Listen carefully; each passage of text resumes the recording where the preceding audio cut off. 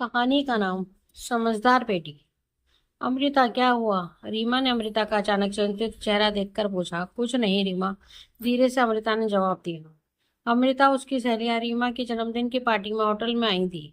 वहीं अमृता ने अपने पापा को एक खूबसूरत महिला के साथ देखा। उन दोनों के आपसी व्यवहार को देखकर उसे महसूस हुआ कि वो महिला उसके पापा के बहुत ही करीब है।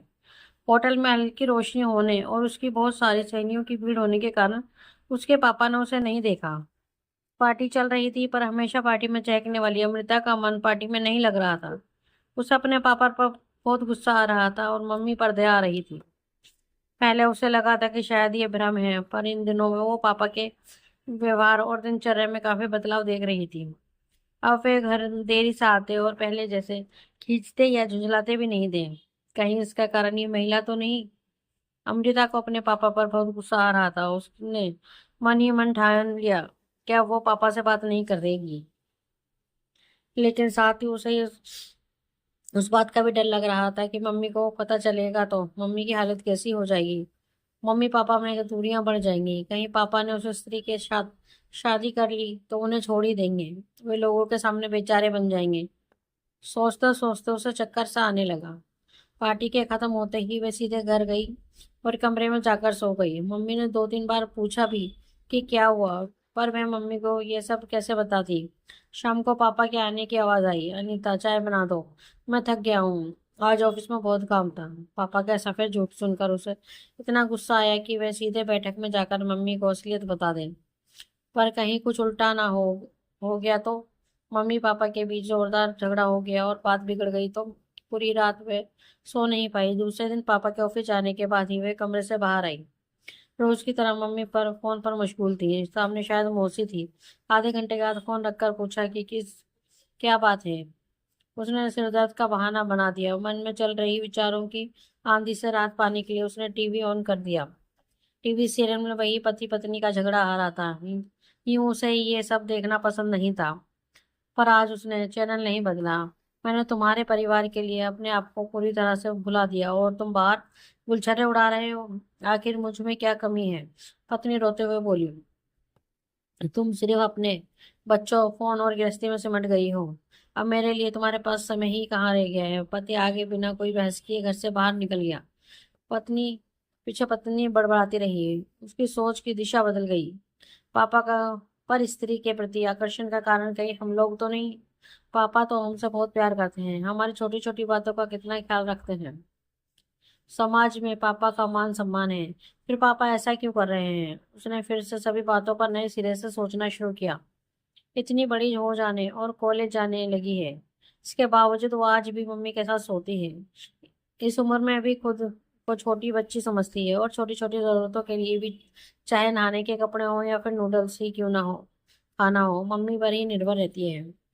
उसकी देखा देखी छोटा भाई भी मम्मी पर ही पूरी तरह निर्भर रहता है। वे भूल गई कि मम्मी पापा पति पत्नी भी हैं। उन दोनों को भी साथ में समय बिताना चाहिए। उसे याद नहीं है कि कब मम्मी पापा अंतिम बार अकेले फिल्म या होटल गए हों। यहाँ तक कि दोनों की शादी की सालगिरह पर भी वे बच्चों के साथ होटल जाते हैं। मम्मी तो पूरी तरह से हाउस वाइफ और केवल मम्मी बनकर रह गई है। ऊपर से मम्मी को कितने ही फोन भी आते रहते हैं। यहाँ तक कि रविवार और छुट्टी के दिन भी फोन के आने का सिलसिला बदस्तूर जारी रहता है। उसे याद है कि एक दिन पापा ने मजाक में कहा था, जब से फोन आने लगे हैं तब से स्त्री को मायके जाने की जरूरत कम पड़ ही पड़ती है। उस दिन पापा की बात पर सब कितना हंसे थे, लेकिन वो शायद पापा के अंतर्मन के अकेलेपन की व्यथा थी। अब उसे ऐसी कई बड़ी छोटी बातें याद आ रही थी जिन्हें वो सामान्य समझती थी। अब उसे पापा का इस तरह बदल जाना समझ में आ रहा था कि भले ही उसके पापा रास्ता भटक गए हों, पर अब वो समझदार बेटी की तरह पापा को एहसास कराएगी कि घर ही उनकी मंजिल है। अमृता ने दृढ़ता के साथ सोचा। तब कहीं जाकर उसका मन शांत हुआ।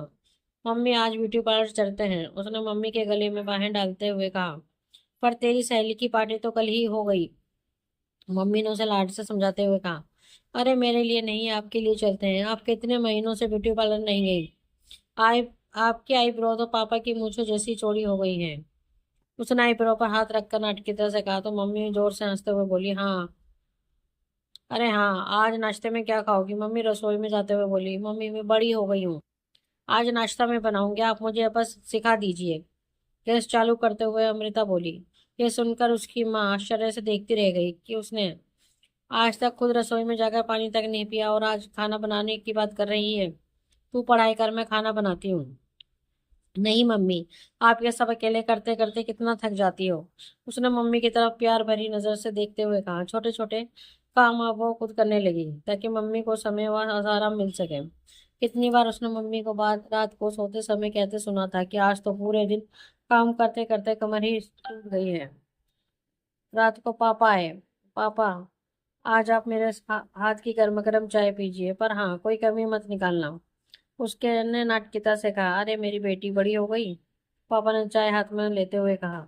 उसे लगा जैसे पापा मुंह से बड़ा शब्द कहते कहते गिलानी महसूस कर रहे थे। रात को सोते समय उसने मम्मी से कहा, मम्मी आज मुझे कॉलेज का प्रोजेक्ट करना है, काफी देर हो जाएगी, मैं छोटू के रूम में पढ़ती हूँ। उसने सारी किताबें भाई के रूम में ले जाते हुए कहा। रात को वे वहीं सो गए। रविवार था, सब बैठे थे। अचानक फोन की घंटी बजी। अमृता ने लपक कर फोन उठाया। अरे मौसी, कैसी हैं आप? मम्मी अभी रसोई में बिजी हैं। कोई खास काम था क्या? उसने बहाना बनाते हुए फोन रख दिया। मम्मी ने उसे गुस्से से घूरा, पर पापा हल्के से मुस्कुरा दिए। एक दिन मम्मी का जन्मदिन था। पापा ने शाम को होटल में डिनर का कार्यक्रम रखा। तय हुआ शाम को घर पर केक काट कर रात को होटल में चलेंगे। केक काटने के बाद शाम को जाने का समय हो रहा था। पापा सबको जल्दी तैयार होने के लिए कह रहे थे। मम्मी, मेरे पेट में तेज दर्द हो रहा है, सुबह कैंटीन में खाने के कारण शायद ऐसा हुआ, अमृता ने कराते हुए कहा। चलो बेटा, डॉक्टर को बताते हैं, पापा ने चिंतित होकर कहा।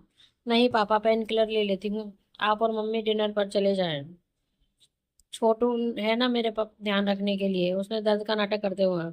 मम्मी पापा उसे छोड़कर जाने को तैयार नहीं हो रहे थे, पर उसने अपनी कसम देकर दोनों को भेजा। वे अनमने मन से गए। होटल पहुंचकर फोन किया। बेटा तबीयत कैसी है? जवाब में अमृता छोटू जोर जोर से हंसने लगे। वे समझ गए बच्चों ने उन्हें अकेले भेजने के लिए ये नाटक किया है। धीरे धीरे दोनों आपस में भूल गए। दोनों वर्षों बाद अकेले होटल गए थे। शादी के समय की पुरानी यादें ताजा हो उठी। कुछ दिनों बाद सुबह बाथरूम में पापा फोन पर हाँ हूँ कर रहे थे। सामने कोई महिला गुस्से में बोल रही थी। पापा ने सॉरी कहते हुए जल्दी से फोन रख दिया। जब पापा बाथरूम से बाहर आए तो अमृता ने भावुक स्वर में कहा, थैंक यू पापा। पापा ने अमृता को प्यार से गले लगाते हुए कहा, मेरी समझदार बेटी। दोस्तों, आपको हमारी ये कहानी कैसी लगी? प्लीज कमेंट में हम जरूर बताएं। अगर कहानी आपको पसंद आए तो अपने दोस्तों के साथ शेयर करें और हमारे चैनल को लाइक एंड सब्सक्राइब करना ना भूलें। धन्यवाद।